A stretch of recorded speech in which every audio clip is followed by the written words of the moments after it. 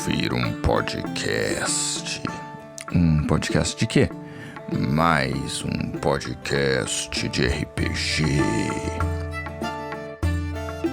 Bem-vindos a mais um podcast de RPG e hoje para falar de um jogo que eu não joguei ainda. Ele ainda não viu mesa por aqui, como a gente diz. Isso porque eu tenho os PDFs liberados no financiamento coletivo, mas eu acredito que ele só vai chegar físico lá por junho, julho desse ano aqui em casa. E eu tenho uma certa dificuldade em jogar com um notebook perto, assim, então eu prefiro esperar a versão física chegar para realmente botar ele na mesa, chamar os amigos pra... Só que eu tenho a certeza de que ele é muito bom. Não só porque eu já li os PDFs, mas porque já vi algumas gameplays dele, pessoal gringo, e o jeito que ele funciona me atrai muito. É o que a gente chama de espada e feitiçaria. Eu conheci esse Dragonbane porque um dia eu tava na Amazon e apareceu o Quick Start Game dele em inglês ali, e o preço chamou atenção por ser uma compra internacional pro vir de fora. Era menos de R$100, que para um livro de RPG vindo de fora não existe. Só que o que me chamou mesmo a atenção foi a arte, primeiramente, do John Egerkrans. Muito provavelmente eu esteja pronunciando o nome dele errado, mas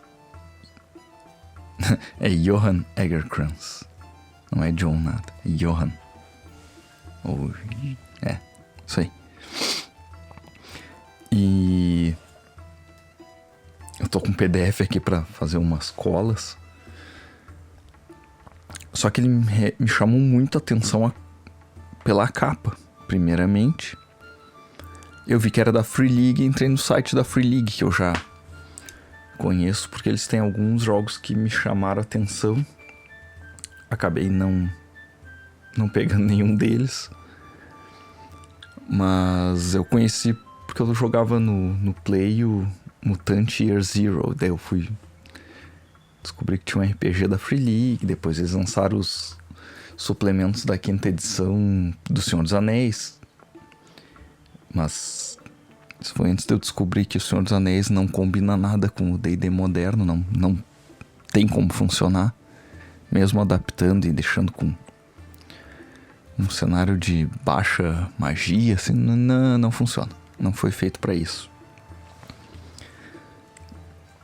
Ele combina muito mais com um Old Dragon, limitando magias, como os Senhores da Guerra, o cenário de campanha.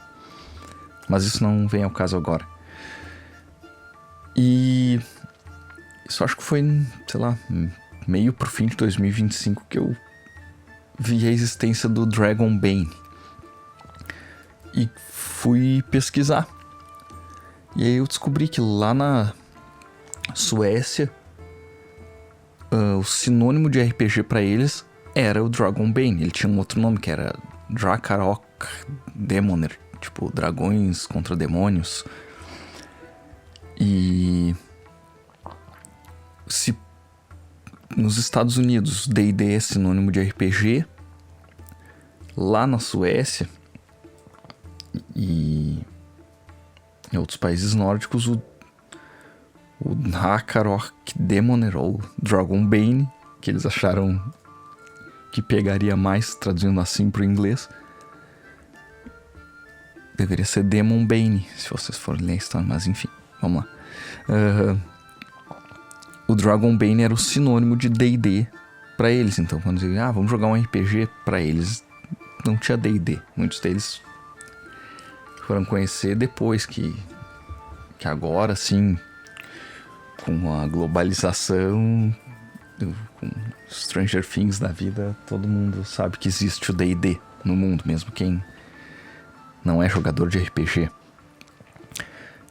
E eu já achei muito legal, mas aquilo, né, inglês, pô, já tenho o meu sistema definitivo e definido, que é o Old Dragon 2ª edição, e que eu já tenho raríssimas oportunidades de jogar, então, pô, por que eu vou embarcar em mais um, ainda mais em inglês, que eu, enfim, vou ter que editar toda uma ficha aqui e tal. E, pra minha surpresa, a Tria Editora anunciou, acho que no finzinho do ano ali, quais eram os lançamentos que eles pretendiam para esse ano, e abriu já dia 13 de janeiro o financiamento coletivo em português do Dragonbane.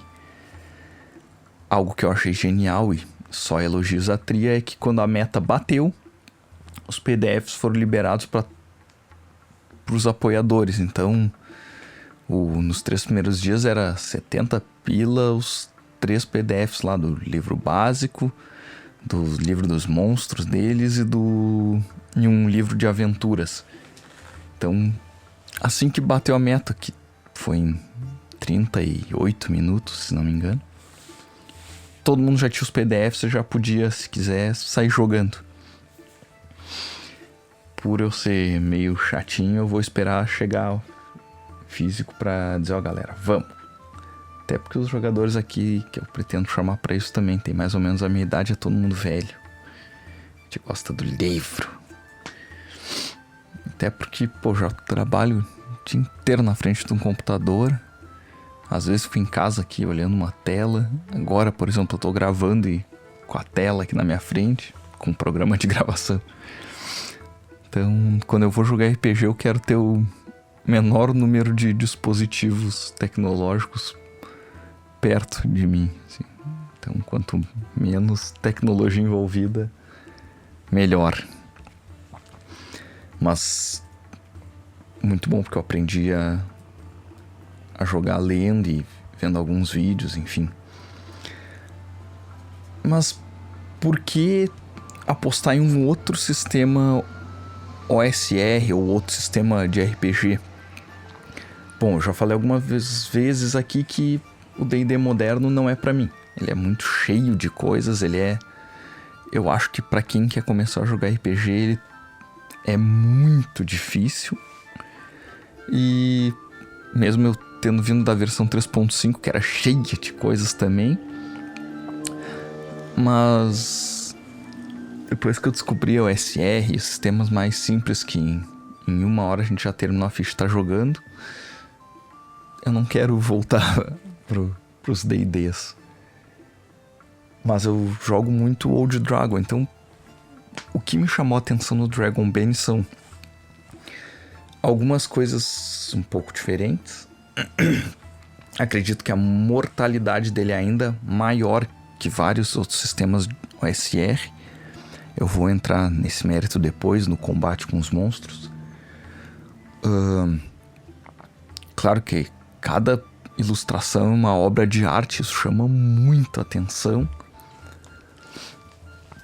E ele é ainda mais fácil que o Old Dragon de tu montar uma ficha. Então, inclusive ele tem tabelas para, caso tu esteja com preguiça de pensar num nome, por exemplo, ele vai te dar ali uma tabela de primeiro nome baseado na tua ancestralidade, que é a raça, né? E o segundo nome vai vindo da tua profissão, que aqui não é classe, é profissão. E tem algumas aqui que depois eu vou entrar nesse mérito. Mas vamos lá, vamos começar a falar dele. A descrição de abertura é muito legal porque o cara da Free League que trouxe, ele conta a história dele com esse jogo e o porquê que ele resolveu conseguir, na verdade. Tem uma história de que eles já estão há muito tempo tentando a licença para lançar, mas eles, em algum dado momento, essa licença foi passando de empresa em empresa e tal, e eles não conseguiam. E eles acabaram lançando Forbidden Lands um pouco inspirado no que eles queriam ter o Dragon Bane. Então, eu nunca joguei também o Forbidden Lands, mas todo mundo diz que o Dragon Bane pega muitas regras desses outros sistemas. Na verdade, antigamente, pelo que eu vi, ele era um sistema que usava muito o D100 para porcentagem e tal. E eles resolveram trazer para o D20. Então quase tudo é resolvido no D20. Ele é digamos que um D20 System roll under. Tu tem que rolar abaixo das tuas perícias ou atributos. E aí ele conta a história de que no verão de 85 ele conheceu, que em 82 foi a primeira tradução direta do livro, que ele é muito inspirado no RuneQuest, então tem até uma ancestralidade que muita gente torce o nariz. Eu achei legal, que é o Marreco, o Mallard. E ele abre contando a história desse cenário, que, para resumir bem, o mundo era governado por dragões e demônios. E aí os demônios eram forças primordiais e das quais o mundo e sua matéria primordial foram formados. Então, as montanhas e os oceanos ardentes de magma e vida sem pensamento. Eles eram princípios opostos que tornavam o mundo completo, lei e ordem contra caos e loucura. Então, para resumir bem, os dragões eram bonzinhos e os demônios eram o caos. E aí acontece uma guerra que os dragões vencem, expulsam os demônios para outros planos. Muitas das aventuras, alguns desses demônios estão tentando retornar. Mas em síntese é isso, os dragões vencem, mas também passa muito tempo até a hora que o jogo é apresentado, digamos assim, e também já existem pouquíssimos dragões e os demônios também não são vistos, blá blá blá, mas provavelmente nas campanhas eles vão aparecer. E aí ele vai ensinar, ele vai dizer o que é RPG, como os mestres devem agir, jogando sozinho, ele tem regras solo, jogando com segurança, que é aquilo de a gente fazer uma sessão zero para combinar.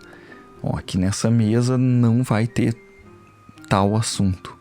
Inclusive eu tô pensando no episódio só para criticar ali, com perdão na redundância, dar uma comentada ali sobre as produções da Critical Role em animação, que é o Vox Machina e o Mighty Nine, que eu tentei começar a ver, mas provavelmente se aparece aqui no cenário eu já teria expulsado o jogador ali, então. Mas isso não é um assunto para agora. É bem tóxico. E aí ele vai mostrar algumas abreviações, como os pontos de atributo, né? PV para pontos de vida, PD para pontos de determinação, que é a vontade, ou no caso dos magos, como se fosse a mana. Ele não vai usar o sistema vanciano. E aí ele te diz que tudo que tiver em verde no livro são regras opcionais. Isso é muito legal, tu pode customizar a experiência, combinar com o grupo, enfim. E ele tenta arredondar muita coisa que no D&D era confuso. Por exemplo, no turno de combate, que eles chamam de rodada, tem 10 segundos. No D&D eles contavam como 6 segundos, que eu me lembre, assim. Então, ele vai pegar e vai arredondar o movimento, em vez de ter aquele clássico deslocamento 9 metros ou 6 metros para criaturas menores. Não, ele vai ter 10 metros. Vai ser tudo número par, que é para facilitar a vida dos jogadores. Então, criaturas normais vão ter 10, os halflings, anãos, vão ter 8, e aí vão ter variáveis de acordo com a tua agilidade, enfim. Mas tudo ele vai arredondando. Começando na criação de personagem, ele diz que isso deve ser feito em 13 etapas. Parece muito, mas não é, tá? Ali isso é bem simples. Se a gente pegar uma ficha de qualquer outro sistema, é muito mais difícil. Qualquer outro não, tô generalizando, mas os que eu jogo. Mesmo o Old Dragon, que é bem simples, é mais difícil do que tu criar um personagem no Dragon Bane. Então, o primeiro capítulo ele é a criação dos personagens. Então, ele vai dizer pra tu, primeiro, escolher uma ancestralidade, que no livro básico nós vamos ter 6 ancestralidades, que são os humanos, os halflings, anãos e elfo, clássicos, né? E aí 2 diferentes, que é o marreco, que é o único que vai ter 2 habilidades, depois eu entro nesse mérito, e os lupinos, que são espécie de homens-lobo. Eles traduziram aqui como lupinos. Então tu vai escolher uma habilidade, escolher uma ancestralidade, e número 2, tu vai anotar a tua habilidade inata, porque cada ancestralidade vai ter uma habilidade. Exceto o marreco, que ele tem 2, mas a segunda é que ele tem vantagem em todos os testes de natação. É algo que... Bom, ele é um pato, né? Mas, por exemplo, vamos pegar aqui a do anão. O anão vai ter a habilidade implacável, que ele gasta 3 pontos de determinação. Geralmente as habilidades da ancestralidade, da profissão e as heróicas, tu vai gastar pontos de determinação para utilizar. Então um anão, nesse caso, ele gasta 3 pontos e ele pode ativar uma habilidade que ele ganha uma dádiva no teste para atacar alguém que já tenha causado 1 ponto de dano nele em algum momento da vida. Então, a dádiva e o revés, assim foi traduzido, nada mais do que a vantagem e desvantagem. Então, tu vai rolar um D20 e escolher o melhor resultado, 2 D20 no caso. Se tu tiver uma dádiva, tu rola 2 D20, escolhe o melhor resultado. E se tu tiver um revés, que é uma desvantagem, tu vai rolar 2 D20, escolher o pior pra ti. Escolher não. Vai ser determinado que o pior resultado, afinal de contas, é uma desvantagem. Então, tu vai anotar essa habilidade inata que vai vir da tua ancestralidade. Depois, tu vai escolher uma profissão. E aqui nas profissões, nós temos 10. Eu falei na ancestralidade que são 6. No livro dos monstros, tem mais algumas. Então, além de humano, halfling, anão, elfo, lupino e marreco, tu vai poder ser um goblin, hobgoblin, orc, um sátiro. Tem uma raça estranha, não lembro o nome agora de cabeça, porque eu tô com um PDF do livro básico aqui, que é um gato com asas, enfim. Tem mais algumas, então, se não me engano, são mais 11. Eu vou ter que abrir, daqui a pouco eu abro aqui e confirmo quantas ancestralidades são nesse bestiário, que é o livro dos monstros do Dragon Bane. Eu abri ele aqui, tô procurando. Um barulhinho de tecla. E aqui está. Ele tem mais 1, 2, 3, 4, 5, 6, 7, 8, 9. Mais 9. 9 ancestralidades. Então, no total, a gente vai ter 15. E aí ele também, como eu disse, tudo tem tabelas. Tu tem tabela até se tu não quiser. Não quero escolher. O que eu quero ser? Quero na sorte. No livro no livro básico tem uma tabela com as 6. E aqui no bestiário vai ter uma tabela com todas elas Só que ele sempre vai te dar mais possibilidades de tu ser um humano, que são os mais comuns no planeta, porque a gente se reproduz tipo coelho em qualquer cenário. Então ele vai ter ali, tu rola um D20, de 1 a 4 tu é humano, de 5 a 6 tu é um halfling, 7 a 8 anão, e aí depois todos os outros só vai ter uma chance de ser, que é o elfo, marreco, lupino, orc, ogro, goblin, hobgoblin, povo, sapo, Carkion, que é um gato com asas de morcego. É interessante, parece estranho, mas é legal. Povo gato, povo lagarto ou sátiro. Isso já no livro no bestiário, que eu vou entrar, talvez não nesse episódio, talvez vamos deixar pro próximo.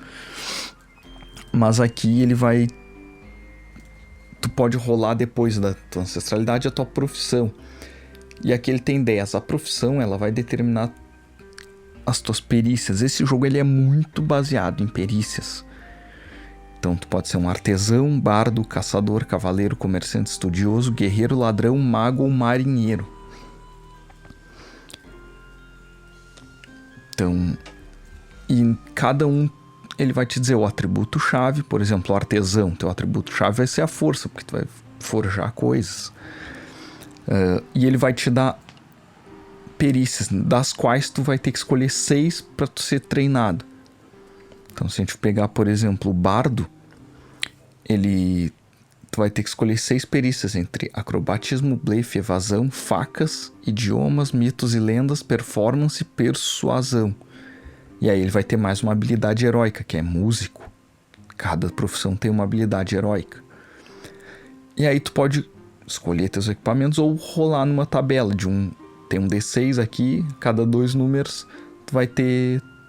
Por exemplo, se tu rolou 3 ou 4, tu vai começar com uma flauta, uma adaga, uma corda, tocha, pederneira, isqueiro, um D6 rações de comida e um D8 moedas de prata, que é a mais comum. Ao contrário dos outros sistemas em que a moeda de ouro é recorrente, aqui não, aqui é prata, é transação para tudo. E depois tu pode rolar um teu apelido no D6. Então tu pode tirar, por exemplo, 13, tu vai ser Voz de Prata, o teu apelido. Então tu vai ser o fulano Voz de Prata, sendo um bardo nesse caso. Depois da tua profissão, o número 4, eles para escolher a idade. E isso é muito interessante, porque a tua idade, na verdade, eles dividem em jovem, adulto, ancião. Se tu for jovem, tu vai ter menos perícias, porque assim, na hora de escolher as perícias, tu vai escolher 6 baseadas na tua profissão, e mais 2 se tu for jovem, 4 se tu for adulto, e 6 se tu for ancião. Então, se tu é jovem, não que tu não vai poder usar as outras perícias, mas essas tu vai ser treinado, no caso. Então, se tu for jovem, tu vai ter menos perícias, porque tu tem menos experiência de vida. Porém, tu vai ganhar bônus em agilidade, que é a destreza, e constituição. Se tu for adulto, tu escolhe 4 perícias a mais para ser treinado, e tu não tem bônus positivo nem negativo em nenhum atributo. Agora, se tu for um ancião, tu vai... E vocês já vão entender por que tu tem que escolher a idade antes de rolar os atributos. Se tu for um ancião, tu tem 6 perícias a mais treinadas. Então tu vai ter as 6 da tua profissão mais 6. Porém, tu vai ganhar bônus em inteligência e tu vai acabar... inteligência e vontade, que seria a sabedoria, mas a vontade vai determinar os teus pontos de determinação para tu usar habilidades. Porém, tu vai ter menos 2 em força, agilidade e constituição, ou seja, tu é um veterano que aprendeu muito, tu é muito experiente, mas teus joelhos já não aguentam mais o tranco. Então isso é muito legal. A idade ela é uma coisa bem simples, mas ela determina muita coisa, e é por isso que tu vai escolher ela antes dos atributos, de rolar os atributos. Número 5, eles pra tu escolher o nome, aí tu escolhe, ou se tiver com preguiça, tu rola na tabela ali, ele tem algumas, um D6 de opções em cada ancestralidade de nome. E depois tu vai rolar os teus atributos. Ele diz pra tu rolar 4D6, tirar o menor e botar no atributo. Em ordem. Então, digamos que tu role ali o primeiro, vai cair em força.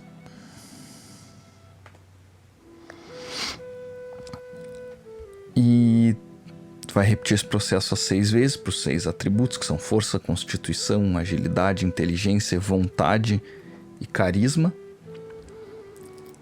E ele diz que tu pode trocar 2 valores entre eles. Mas ali ele tem uma caixinha que ele diz outros métodos. Existem muitas outras maneiras de determinar atributos dos jogadores.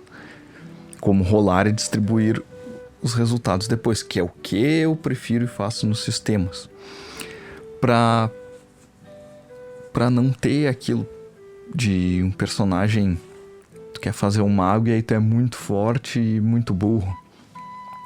Em algumas situações até é interessante, mas eu prefiro que os jogadores tenham essa liberdade, porque daqui a um pouco o cara, criou todo um background, aí rolou ali e não vai conseguir, mesmo com as trocas, não vai conseguir deixar exatamente como ele quer. Porém, eu prefiro não ter esse quarto dado. Na minha concepção, é muito mais emocionante personagens mais fracotes rolando 3D6 e é isso aí. Não tem tirar o menor resultado, não. 3D6 vai um abraço. E aí ele diz que desde que todos no grupo concordem, você pode usar qualquer método que preferir. Mas se tu for mestre e não contar pros jogadores, tu vai usar o teu método. É sempre assim, né? É pra isso que a gente vira mestre. Ó, vou tomar o café. Diga-se de passagem que ele já tá gelado, porque faz 20 e poucos minutos que eu tô falando e eu esqueci dele aqui do lado. Esses atributos, eles vão determinar os teus pontos em cada perícia e eles vão determinar também o teu movimento. Então, por exemplo, um humano, ele vai ter 10 de movimento. Se ele tiver uma agilidade de entre 7 e 9, ele vai ter menos 2, ele passa a ter 8. Se ele tiver de 13 a 15, ele ganha mais 2, então ele vai ter 12 de movimento. Claro que se ele tiver 10, 11 ou 12, que é o padrão, ele vai ter o movimento 10 básico. E assim com todas as ancestralidades. O marreco tem 8, que ele é para ser menor. Porém, se ele tiver 18 de agilidade, que é o número máximo que tu pode ter, ele vai ter mais 4. Então, ele passa de 8 para 12. Mas nada vai fugir muito desses... Ninguém pode ter mais que 14, que conforme eles explicam depois, para quem quer usar grid, cada quadradinho ali, cada hexágono vai ter 2 metros para ele. Então, ninguém vai andar mais do que 7 quadrados, a não ser as criaturas do bestiário. O lupino pode. Que o movimento básico dele é 12. Digamos que ele tem entre 16 e 18 de agilidade, ele vai ter 16, ele vai andar 8 hexágonos, porque ele é um lobo, meio lobo. Então esse é o movimento máximo. Outro valor derivado, ele não vai ter bônus de ataque, ele não vai ter CA, ele não vai ter níveis. Isso é interessantíssimo, como eles fizeram essas regras. Então ele vai ter, se for muito forte, um bônus de dano. Então se ele tiver uma força entre 13 e 16, ele ganha mais um D4 nos danos. Se ele tiver 17 ou mais um D6. E é isso.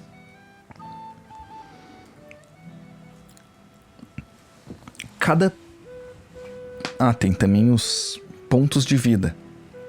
Eles são iguais à Constituição. Se na hora de rolar tu botou 10 em Constituição, tu vai ter 10 de vida.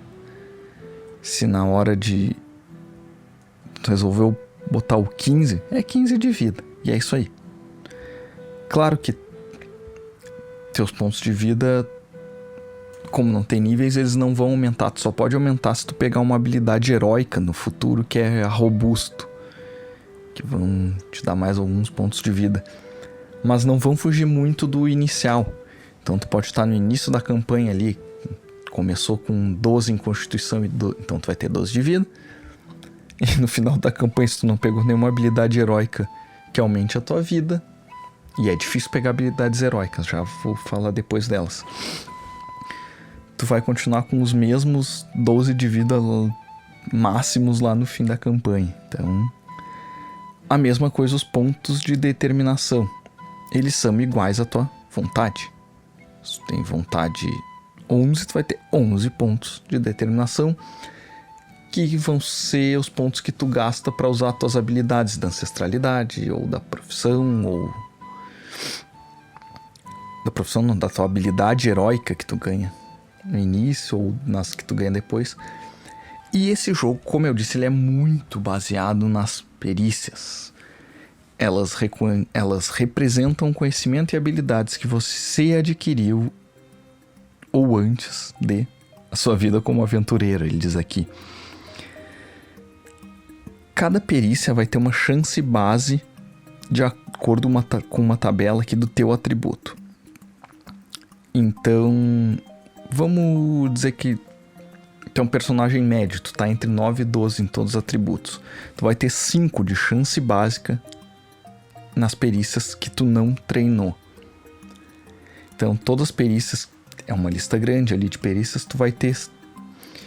Elas vão ser determinadas entre 3, que é caso tu tenha 1 e 5 num atributo, então tu vai ter 3 de chance, ou seja, tu tem que tirar 3 ou menos no D20 para acertar, ou se tu tiver entre 16 e 18 no atributo, 7. Então tem que tirar 7 ou menos no D20 para acertar numa perícia não treinada, porque se ela for uma das treinadas, ela tem o dobro. Então, digamos que tu... É que falando pode ser difícil, mas é bem fácil de entender. Digamos que tu tem 10. Vamos pegar esse número aí. De chance base numa perícia. Vamos dar uma olhada aqui e ver uma das perícias. Ó. Acrobatismo, que é baseado na tua agilidade. Digamos que tu tem agilidade 10. A tua chance base em acrobatismo vai ser, caso tu queira dar um mortal em algum momento, vai ser 5. Porém, se na hora de montar o teu personagem tu escolheu o acrobatismo como uma das perícias treinadas, dobra. Então, em vez de tu ter 5, tu vai ter 10. Agora, digamos que tu seja muito, muito forte em algum atributo. Digamos que tu tem entre 16 e 18 em agilidade. Então, a tua chance base seria 7 em acrobatismo. Porém, se tu escolheu como perícia treinada, é 14, é sempre o dobro, se ela é uma perícia treinada. O que quer dizer que tu tem que tirar 14 ou menos no D20 para passar num teste de acrobatismo. Ele é sempre roll under. É interessante que ele diz que 1 é sempre um sucesso. Isso ainda é estranho. E 20 é sempre um fracasso. Só que eles não chamam de sucesso e falha crítica. O 1, que é o sucesso crítico, eles vão chamar de dragão. Porque no cenário os dragões são, entre aspas, bons. E os demônios são o caos. Então, se tu tirar um 20, tu tirou uma falha crítica, tu tirou um demônio. Então, ele não vai falar sucesso crítico ou falha crítica ao longo do livro. Ele vai dizendo, se tirar um dragão, tal coisa. E então, tu vai, assim, escolher as tuas perícias treinadas. Tu vai notar a tua habilidade heróica. Ele até recomenda que caso tu queira criar um personagem, quero tal profissão, mas não acho que essa habilidade heróica não combina com o personagem que eu quero criar. Tu pode conversar com o mestre e escolher uma outra na lista de habilidades heróicas. Tu começa com uma. Depois eu vou entrar no como tu consegue mais. Ele... ali. Então a gente tinha parado nos 6, role os atributos, 7, calcule os valores derivados, 8, escolha as perícias treinadas e 9, anote a habilidade heróica. E aí vamos pro 10, que é opcional, mas eu sempre vou querer usar, que é uma fraqueza. Então tu pode escolher ali, ele tem 20, ou tu pode criar uma na hora, ou tu pode rolar um D20. A fraqueza é algo que teu personagem vai ter que... ela é muito mais interpretativa.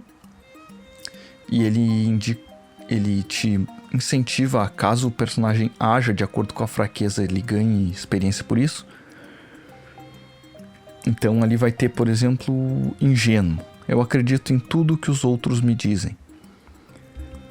Bom, então mecanicamente ele não vai te dizer... Mas tu pode pensar que, se o cara tem essa fraqueza ingênua, quando eu for rolar um blefe de algum NPC contra esse personagem, eu vou fazer isso com vantagem. Então, porque ele é ingênuo. Ou seja, ele não vai te dizer mecanicamente como funciona. Ele espera que o personagem interprete. Mas, é legal. Então tem uma...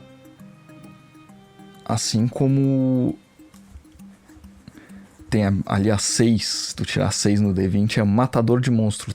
Todos os monstros são maus e devem ser mortos. Ele não te diz mecanicamente. Ele espera que o jogador interprete. Vi um monstro, vou matar. O grupo que me segure. É o famoso baixinho aquele, cara. Não me segura. Indo pra cima do cara mais forte ali. Torcendo pra alguém que segurar. Mas... não diz mecanicamente como vai funcionar essa fraqueza. Porém... tu pode muito bem... fazer ele... Cara, tu viu um monstro ali... Tu... tem essa fraqueza matador de monstros. Rola um teste de vontade aí com desvantagem, com revés, no caso. Porque senão tu vai partir pra cima do monstro. Tu é matador de monstros. Tu pode criar uma mecânica pra todas. Mas não necessariamente precisa. Acredito que os jogadores mesmo... sabendo das suas fraquezas, vão interpretar elas. Depois da fraqueza, ele diz pra tu escolher o equipamento. Bom, se tu já não rolou ali na tabela inicial, que eu acho muito mais fácil, aí equipamento é bem parecido. Ele vai explicar aqui que as moedas de prata são as de maior circulação. E uma coisa que é muito legal, ele põe como regra opcional, é que tu tem um memento, um item de grande valor sentimental que você sempre carrega. Então, aí ele tem uma tabela aqui, ou tu pode escolher criar, enfim, que é, por exemplo, uma pena de grifo. Tu pode rolar um D20, que é o 19, tu vai ter uma pena de grifo. Mecanicamente, não serve pra nada, mas pode criar situações interessantes na mesa. Então tu pode, se tu rolar 13, tu tem um medalhão contendo uma mecha de cabelo. Cara, isso pra tu criar um background de que isso era de alguém que tu teve uma affair, alguém que tu foi apaixonado e... Enfim, a partir desse memento, o 3 é uma carta de um velho amigo ou parente. Cara, tu pode criar todo um background só a partir desse item. Mecanicamente ele até não tem tanto sentido. E depois dos equipamentos ele vai falar sobre a sobrecarga. Ele tem itens minúsculos e tem... O interessante é que ele vai ter ali uma... Os itens minúsculos eles não vão contar, tá? Então tu pode ter ali um cachimbo, uma bolsinha com 8 moedinhas e... Isso não vai contar pro peso. Como na vida real, pô. Sai pra trabalhar com a chave do carro, carteira e celular. Pô, isso não vai contar numa sobrecarga pra caminhar, enfim. Se bem que tem uns celulares aí que pelo tamanho devia contar, mas enfim. A quantidade de itens que tu pode carregar, ele tem 10 espacinhos ali. Mas ele diz que tu pode carregar a quantidade igual a metade da tua força. Aí ele vai partir do pressuposto que funciona como um slot de jogos. Então tu vai poder ter X itens. Então, se tu tem força 14, digamos que tu é um cara forte, tu vai poder ter 7 itens. Não contando a armadura nem as armas de mão. Porque assim... E aí ele tem ali, por exemplo, comida. Cada 4 rações de viagem vai contar como um item. Então se tu tiver 3, já não tá ocupando esse espaço ali nos teus itens. Mas se tu tiver 8, já ocupa 2 espaços dos 7 que tu poderia ter. Armas de mão, tu pode ter até 3 armas. Ou seja, elas não contam... Essas 3 armas não vão contar nesses itens que tu pode ter, porque elas vão ficar penduradas no cinto, numa bainha nas costas ou na cintura. Agora, se tu quiser ter mais uma, eu quero ter um machado grande, uma espada, um arco e flecha e quero ter mais uma clava. Pô, tu vai pegar um desses e vai botar no inventário e tu não vai poder trocar durante o combate. Então, eu quero ficar com o machado, a clava e o arco sempre pronto e a espada no inventário. Pô, aí tu vai ter que gastar toda uma ação caso tu queira pegar a espada no meio do... Porque tu só pode ter 3 e aí essa arma a mais vai contar nos itens que tu pode carregar. Ele fala que a cada... Em relação às moedas, se tu tiver menos de 100 moedas, elas não ocupam. Entre 100 e 200 e 199, elas vão contar como um item. Porque aí, pô, é muita moedinha, né? E assim por diante. Se tu tiver entre 200 e 299, conta como 2 itens. Então, não dá pra ficar carregando tesouro por aí. Então, uma mochila, se tu tiver mochila, tu pode ter mais 2 espaços no inventário. O importante é tu não ficar sobrecarregado. Então, se tu tiver carregando muita coisa, tu vai ter algumas desvantagens. Ele vai ter que fazer testes de forças para se mover em combate ou nas viagens, enfim. Tu pode cansar. Então, se estiver carregando alguém, um amigo que foi ferido, tu não pode lutar num combate, por exemplo. E aí também ele explica que cavalos, animais de carga podem carregar mais coisas, e aí tem uma outra lista só pra isso. Na ficha do personagem tá escrito aparência, o que eu acho muito legal. Que tu não precisa detalhar, mas tu pode botar características distintas. Então ele até te dá uma tabela ali, caso tu esteja com preguiça, mas pô, tirou 1 no D20, ali tu vai ter uma cicatriz feia na bochecha.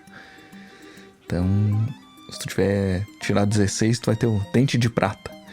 Ele te incentiva a botar alguma... Por exemplo, 20 tu vai ter o rosto cansado. 6, um pouco de peso extra. Então, ele te incentiva a criar ali alguma aparência diferente. E aí tu pode até escolher. Quero ter um olho de cada cor. Quero usar um tapa-olho. Enfim. E aí ele vai falar um pouco sobre progressão. Vamos entrar nisso então. Esse jogo ele não trabalha com XP. Eu ainda quero fazer um episódio só falando sobre o problema que eu vejo no XP por ouro. Todos eles têm algum probleminha. Que no Dragonbane não tem. Mas eu também não gosto muito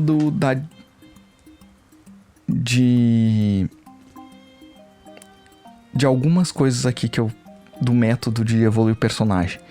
Então ele pede para tu fazer algumas perguntas no fim da sessão. Você participou da sessão, você explorou um novo local, e de acordo com isso dando 1 ponto para cada sim.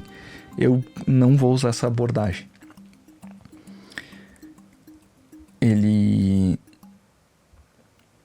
fala sobre a fraqueza. Se tu cedeu a fraqueza, que tu incentive ele dando pontos, e caso ele supere a fraqueza de alguma forma, ele pode ter outra, enfim, isso é opcional. Mas ele fala uma que eu gosto muito, é marcas de avanço. Quando tu rolar um dragão, um sucesso crítico, ou um demônio, uma falha crítica, ao usar uma perícia, tu pode marcar o campo de seleção do lado dela. No final,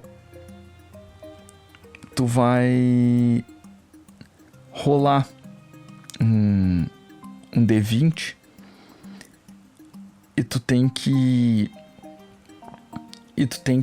superar a quantidade de pontos que tu tem naquela perícia.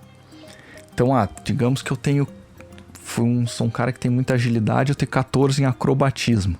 Tirei uma falha crítica, um sucesso crítico, marquei ali uma vez. No final da sessão, se eu tirar mais do que 14,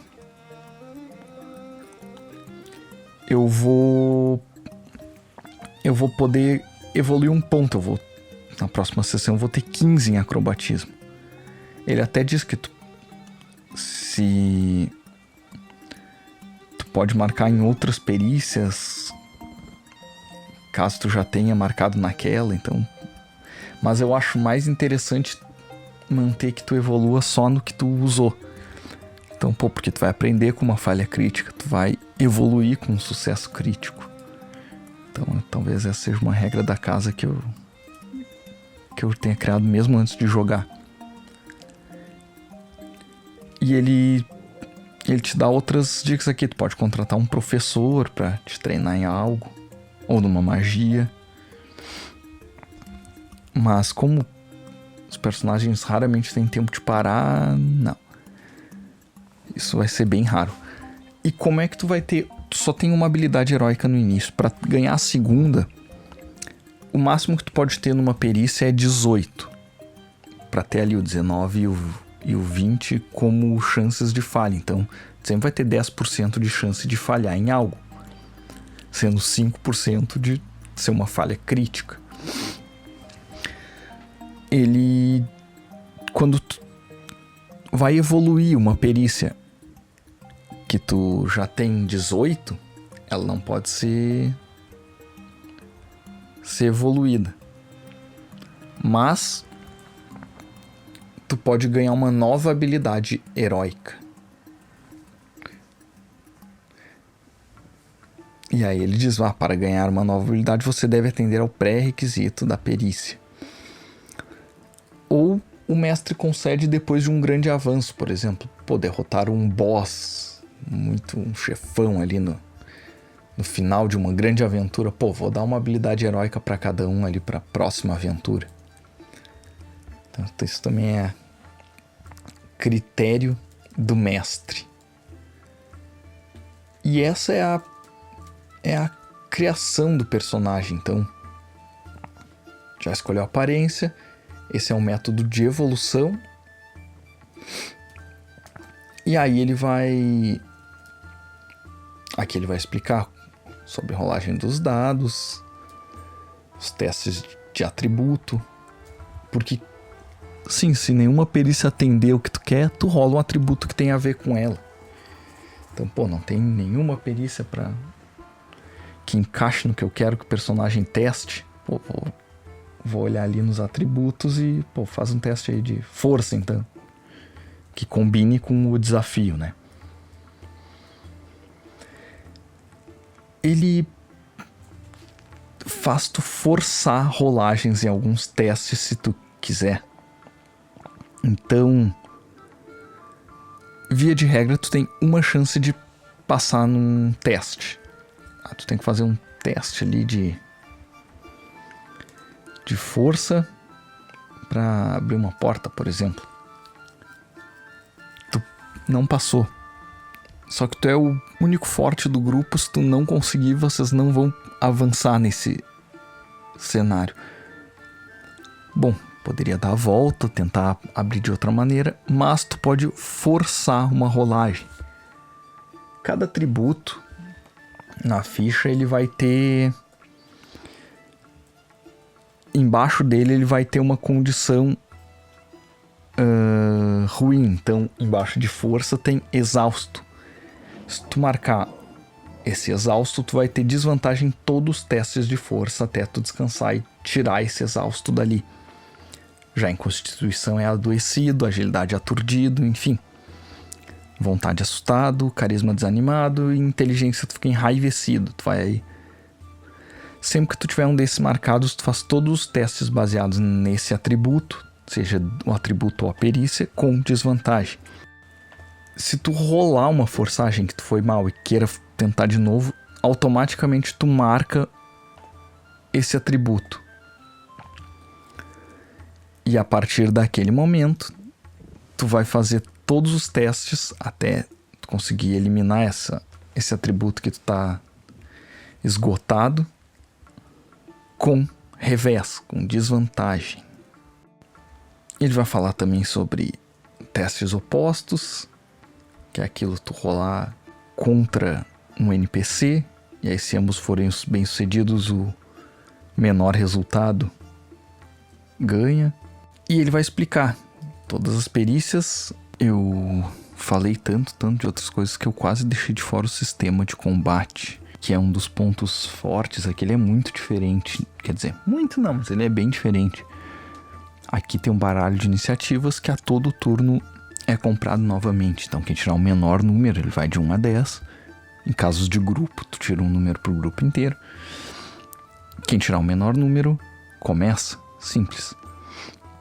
Tu ainda pode, se tu tiver o menor número, tu ainda pode trocar com um dos personagens, ou com, se ele aceitar, ou com um dos monstros. Então, por quê? Porque tu só tem uma ação no turno, que é movimentar e atacar, ou fazer alguma... Tem aqui a descrição de outras ações que tu pode fazer, como pegar algum item da mochila, enfim. Mas tu, basicamente, tu movimenta e ataca. E não existe CA. Os monstros sempre acertam, e os humanoides, tipo Goblin, Orc, que tu vai encontrar, eles não acertam automaticamente. Eles precisam rolar tal quais os jogadores. Tu vai rolar na perícia de arma que tu tem. E se tu tirar abaixo dela, tu acertou. Então, se tu tem 12 ali na perícia de espada, tu tem que tirar 12 ou menos pra acertar um golpe de espada no inimigo. Só que aí tu vira a tua carta de iniciativa pra baixo e tu já agiu. Se algum monstro te acertar, tu não tem o que fazer, ele te acertou. Se algum monstro não, se algum humanoide rolar e te acertar, te acertou. Se algum monstro for atacar, ele vai te acertar, porque os monstros sempre acertam. E é por isso que às vezes é mais inteligente pegar a carta de iniciativa e trocar para deixar o monstro primeiro, porque tu pode evadir com um teste de evasão, ou tu pode aparar. E aí tu usa a tua arma, mas se o dano for maior do que a durabilidade da arma, ele vai destruir a tua arma. Então, se a tua agilidade for alta, é melhor tu tentar esquivar. Agora, se tu tiver de armadura, vai ser mais difícil. Então, ele é bem tático nesse sentido. Os jogadores precisam bolar bem uma estratégia para que, sei lá, de repente os monstros já tenham atacado e não tenham como defender, porque os monstros também podem usar a ação deles para fugir, para usar a evasão. Então, eles aceitam o dano ou eles tentam escapar. Só que se eles não conseguem, ou tu não consegue passar no teste de evasão, tu só perdeu a tua ação naquele turno e todos compram cartas de novo. Os monstros, alguns têm ferocidade, então eles compram mais de uma carta e vão usar 2 vezes. O combate ele é muito dinâmico e ele é muito mais rápido porque os danos são altos. As armas elas dão danos bastante altos e os monstros também. Então o combate costuma ser mortal, mesmo que tu esteja lá na 5ª sessão, já avançado em alguns números de perícias, um Goblin vai ser ainda um desafio. Então os combates costumam ser bem mortais nesse sistema. Eu quase pulei o sistema de combate, mas é isso aí. Vamos pra magia. Eu esqueci de falar que o único personagem, única profissão que não vai te dar uma habilidade heróica é um mago, porque a habilidade heróica dele é escolher uma perícia secundária, que é uma escola de magia. Então, ele vai ter nessa escola de magia a habilidade heróica dele. E ele vai escolher entre animismo, elementalismo e mentalismo. Além das escolas de magia, além da magia geral, que não é uma escola, uma coleção de feitiços que qualquer um pode escolher, independente da escola. Tá, a partir de agora eu vou acelerar porque esse episódio foi gravado em mais de um dia de tanto que eu demorei explicando. Então eu vou entrar logo nas magias e dizer que eu quase fiquei satisfeito com o sistema aqui, que ele quase fugiu do sistema vanciano. Mas por fim ele ficou nele, sendo que tu tem X magias preparadas por dia, que são iguais à tua chance base de inteligência. Então provavelmente tu não vai poder ter mais do que isso de magias. Todo mago ele vai começar com 3 truques e 3 magias. Os truques vão gastar 1 ponto de determinação, se tu quiser usá-los, e as magias vão gastar 2. Porém, tu pode amplificar essas magias. Tu começa com 3 de grau 1. Só que tu pode soltar elas até nível 3, então tu pode gastar 6, cada nível gasta 2 pontos de determinação. Então se tu quiser soltar uma bola de fogo usando o nível 3 dela, tu pode gastar 6 pontos e amplificar o poder daquela magia. Todo mago ele tem que ter um grimório, então ele começa já com um grimório. Se ele perde esse grimório, ele não pode preparar os feitiços que ele tinha ali. Então ele precisa registrar novamente de alguma forma.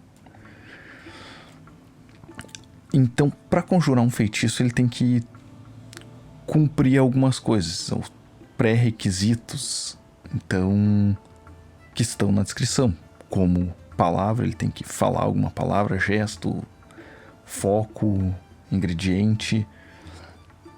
Os magos têm isso. Tem aquele lance da magia e metal. Então, se ele tiver...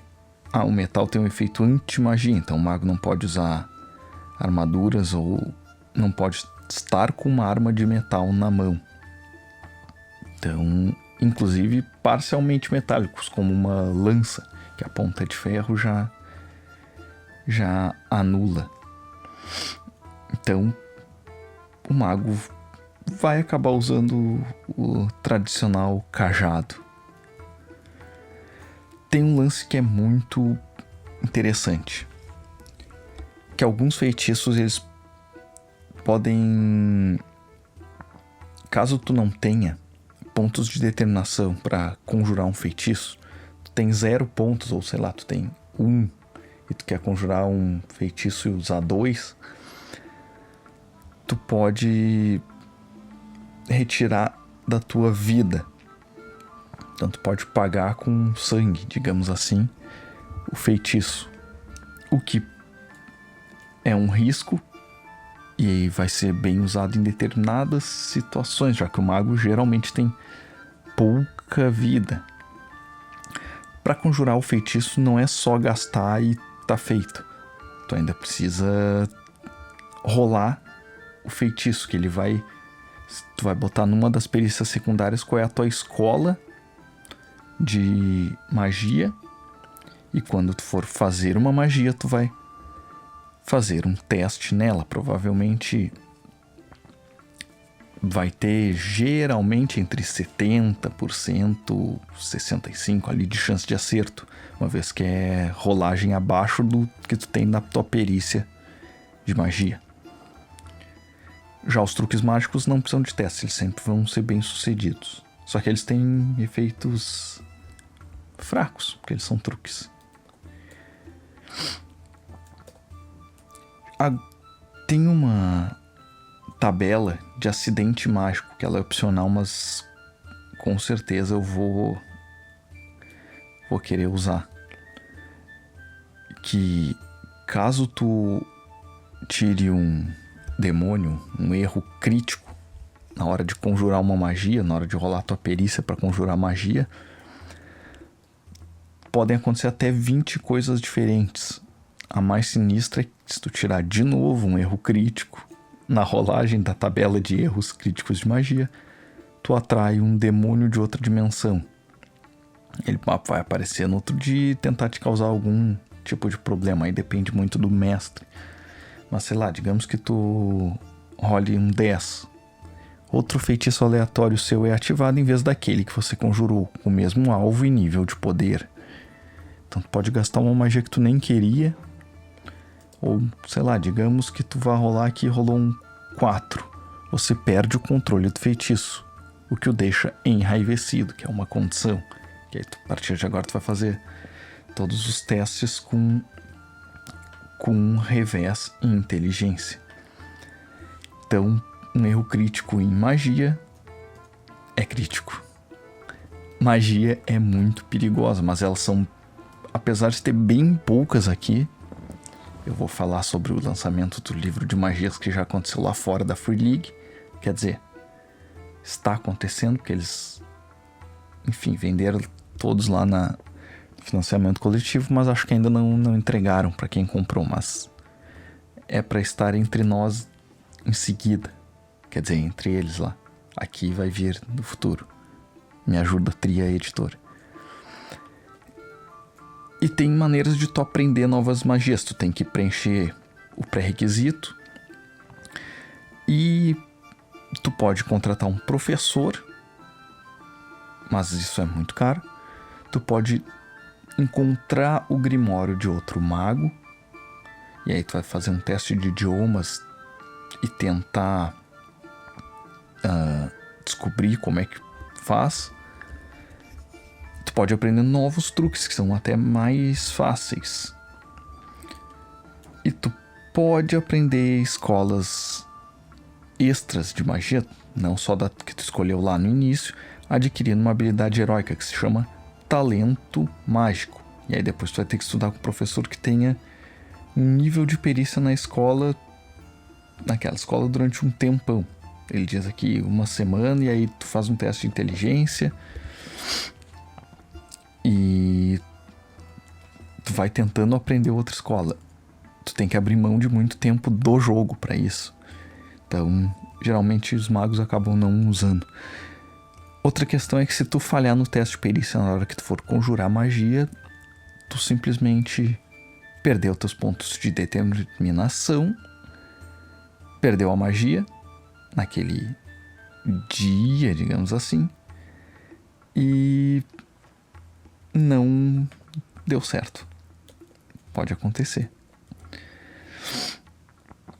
E aí ele vai apresentar toda a lista dos feitiços. Então, vamos avançando. Porque a gente chega em equipamentos.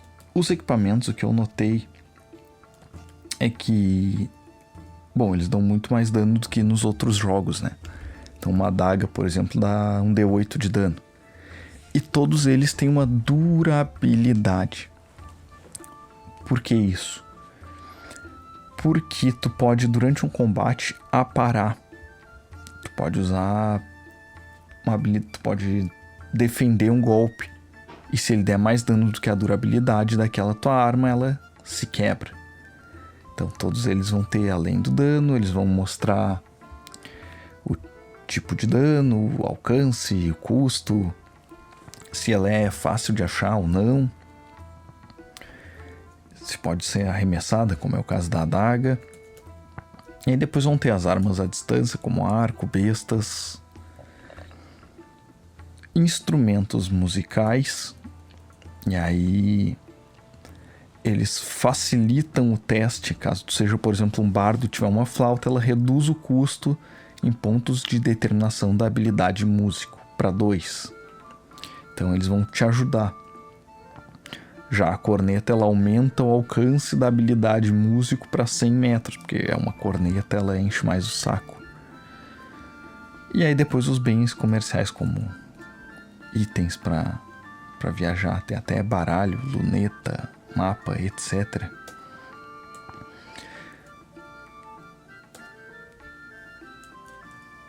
E ele vai dividindo por medicamentos, recipientes, fontes de iluminação, que são as tochas, óleo de lâmpada, pederneira, isqueiro, ferramentas, tudo isso ele vai dividindo. Até chegar nos serviços, banho, estalagem, banquete, um cálice de vinho. Oi, caro, um cálice de vinho. Caça e pesca, meios de viagem, ou seja, tem até uma tabela dos transportes. Ó, dá para se dizer que para ser transportado numa carroça 30 peças de ouro tá quase mais barato do que a passagem de Porto Alegre de ônibus atualmente. E tu tem que dar sorte de ter ar-condicionado no ônibus. Mas vamos em frente. Ele tem um pequeno bestiário aqui também. Nesse bestiário, ele vai te explicar como é que funcionam os monstros. Os monstros, eles têm ferocidade, ou seja, na hora de comprar as cartas de iniciativa, eles compram o número de... Se ele tiver, por exemplo, 2 de ferocidade, ele vai comprar 2. Então ele vai agir 2 vezes naquele turno de combate. E os monstros sempre acertam. Então aqui ele vai... Cada monstro tem a tabela de ataques de monstros. Então, claro que o mestre pode... Não, eu quero escolher o que ele vai fazer aqui entre essas opções, ou quero que ele simplesmente dê um tapa nos jogadores. Mas isso aqui torna tudo muito imprevisível. Porque tu pode só rolar um D6 e ali tá a lista de ataques. Por exemplo, a aranha gigante. Se eu rolar um D6 e deu 3, ela dá o olhar hipnotizante. Todas as vítimas até 10 metros devem fazer um teste de vontade para resistir ao medo. Ou seja, ela não causaria dano, por exemplo, nesse ataque. Já se eu tirasse ela mandíbulas, ela tentaria comer os personagens aqui com as suas mandíbulas, e o ataque causaria 2d8 de dano cortante. E além, a diferença dos monstros para as criaturas mais humanoides, como um esqueleto, por exemplo, é que o esqueleto ele não acerta automaticamente, porque ele não é um monstro, ele é um humanoide. Então, ele precisa atacar como os jogadores atacam. Então, aqui ele diz que ele tem um nível de perícia 10 com a adaga, então ele vai ter que tirar 10 ou menos para acertar os personagens. Aí volta um combate mais tradicional. Ele vai ter...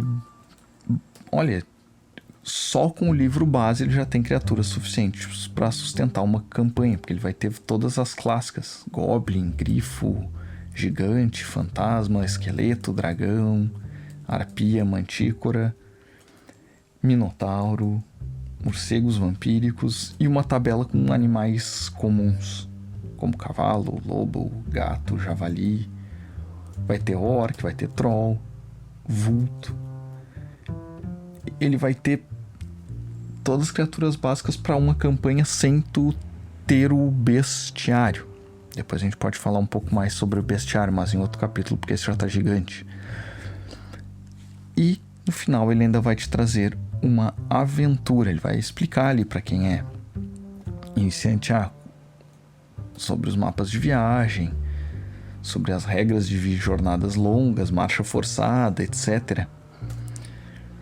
Ele tem uma tabela de contratempos, que pode ter névoa, podem ter animais selvagens, vespas, um personagem torcer o tornozelo, acampamentos, comidas nos ermos, tudo isso ele vai ter uma tabelinha ali e vai explicar qual o papel do mestre. Aquilo tudo que, cara, ele te dá tudo mastigado caso tu seja um iniciante. Ele tem uma tabela de NPCs típicos, como um cultista, por exemplo. Pô, tudo que é jogo que eu jogo sempre tem um cultista na história. E uma tabela para tu criar NPCs, que tem até o nome ali. Ele vai te explicar como criar uma aventura, deixando o local de aventura, sobre armadilhas, tipos de tesouro, uma tabela aleatória para gerar missões, sobre uma outra tabela sobre jornada, enfim, ele é cheio de tabelas para tu. Ele te incentiva muito a criar uma campanha. O Dragonbane, ele tem um cenário oficial, digamos assim. Tá para lançar mais um lá fora, além do Trudvang, mas isso é o papo para outra hora. Mas ele te dá todas as ferramentas de incentivo para tu criar o teu mundo. Depois ele entra em campanhas, além de aventuras, e te dá uma mini aventura aqui, que é o Castelo do Cavaleiro Dragão. E aí tem ali o que tu vai ler para os jogadores e tu já pode sair jogando. Ele vai te explicar a situação, tudo, vai ter os mapinhas ali. Ou seja, tu quer mestrar pela primeira vez Dragonbane, terminou de ler, tem uma aventurinha ali e pronta. Então tem até com tudo, tabela de tesouro, tudo no final, a ficha. Eu acho que eu pincelei aqui todos os principais pontos e eu devo dizer que eu tô muito encantado com esse sistema, com a simplicidade dele, com o quão direto ele é para começar a jogar, com tudo que ele traz no livro para incentivar não que compre mais materiais de Dragonbane. Ele não fica, por exemplo, o D&D, e talvez uma crítica leve aqui, seguido ele vai falar sobre os Reinos Esquecidos, sobre Greyhawk, sobre alguma coisa que eles vão lançar depois. Aqui não, aqui ele te incentiva o tempo inteiro a tu criar um cenário. E pela facilidade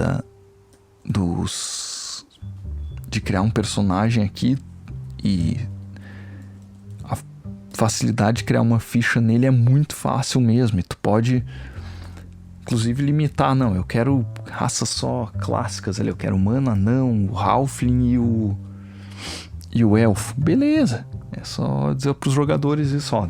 Nessa campanha aqui a gente não pode usar ali o personagem pato, nem o personagem lobo. E deu, tá tudo certo. Vão ter as mesmas profissões ali: cavaleiro, bardo, artesão, caçador, comerciante, estudioso. E vocês vão começar a jogar nesse cenário. Então o tempo inteiro ele te incentiva a criar. Ele tem até um modo solo que eu não tentei ainda.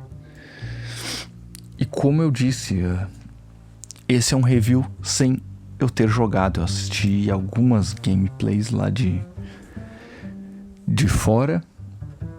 Até sobre isso eu prefiro assistir as pessoas ali na mesa do que aquelas que é todo mundo, cada um na sua casa ali, com fone e microfone, com delay estranho entre as falas.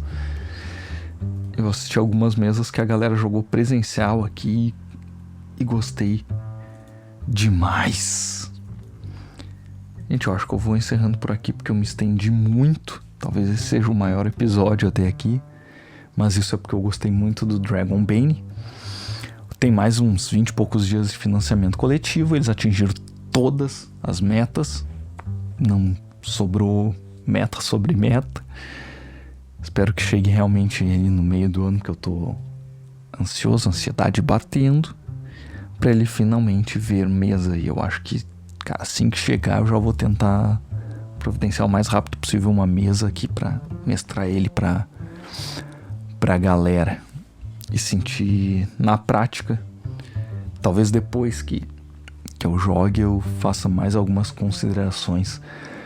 Agora, se eu tivesse que dizer pontos negativos, talvez ali eu não use o sistema de magia vanciana, eu elimine aquilo por dia. E com isso os magos podem se tornar um pouco mais poderosos, mas eles já têm pouca vida, então vai ficar bem balanceado. E o que eu não consigo imaginar, assim, é campanhas muito longas rodando nele, porque a tendência é que os personagens vão evoluindo muito rápido em campanhas longas. Ou não, também eu posso estar errado, isso eu vou ver só com experiência mesmo. Mas eu imagino ele mais com aventuras curtas, assim, de 2 a 3 sessões e pum, finalizamos, vamos criar outro personagem, vamos fazer outras aventuras. Mas talvez seja uma impressão só de quem não jogou. No mais, eu apaixonei pelo sistema, tô comendo as unhas de ansiedade e muito parabéns à Tria Editora por ter trazido esse RPG fantástico pro Brasil. Se gostaram do episódio aí, deixem seus devidos likes, comentários e vamos conversando. Muito obrigado por me ouvirem até aqui durante todo esse tempo e até mais.